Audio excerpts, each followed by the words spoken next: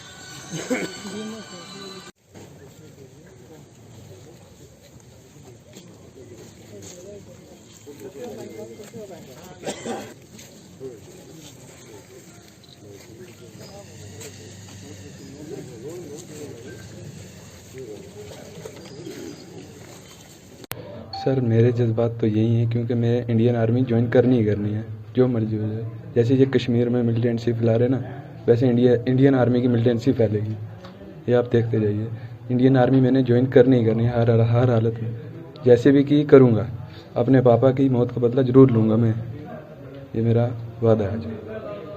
मेरे सर यही तस्वीर रहते हैं कि जो कश्मीर में जो मिलिटेंसी फैली हुई है ना, मैं प्राइम मिनिस्टर से यही रिक्वेस्ट करता हूँ कि कुछ ये मिलिटेंसी जो फैली हुई है इसको जल्दी से जल्द ख़त्म किया जाए।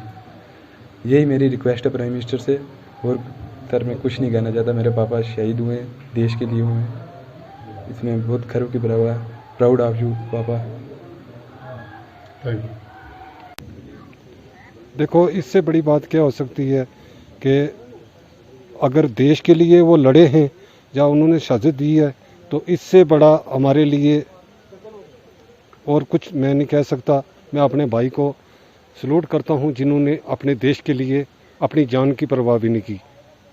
देखो सर, हमारी जो सीमा है, पुलिस है, बीएसएफ है, आर्मी है, ये हर वक्त उनके पीछे शहीद हो रहे हैं, उनको मार भी रहे हैं, फिर भी ख़त्म नहीं हो रहे हैं सर। तो इसके लिए तो हम क्या बता सकते हैं, ऊपर वाला ही जाने। जो ये पाकिस्तान जुम्मार है जो इतनी मिलिटेंसी भेज रहा है और बेकसूर लोग मर रहे हैं। कल रात को ये एक इनकाउंटर हुआ था श्रीनगर के पांथा चौक में, जिसमें हमारे एसओजी श्रीनगर के जो एएसआई श्री बाबूराम जी हैं, उनकी शहादत हुई है। और इस इनकाउंटर में तीनों के तीनों जो टेररिस्ट हैं वो मारे गए हैं। और जो हमारे बाबूराम जी है, क्योंकि वो मेंढर के रहने वाले हैं, तो उनका जो पार्थिव शरीर है वो यहाँ लाया गया और हमने पूरे सम्मान के साथ उनको जो है वो यहाँ अंतिम विदाई दी। और ऊपर वालों से यही कामना करते हैं कि इनको आत्मा को शांति दे। और इस मुश्किल की घड़ी में पूरा जो पुलिस परिवार है वो उनके साथ, उनके परिवार के इस दुख में शामिल है, उसके साथ खड़ा है। और हम यही कामना करते हैं कि इनकी जो आत्मा है उनको शांति मिले।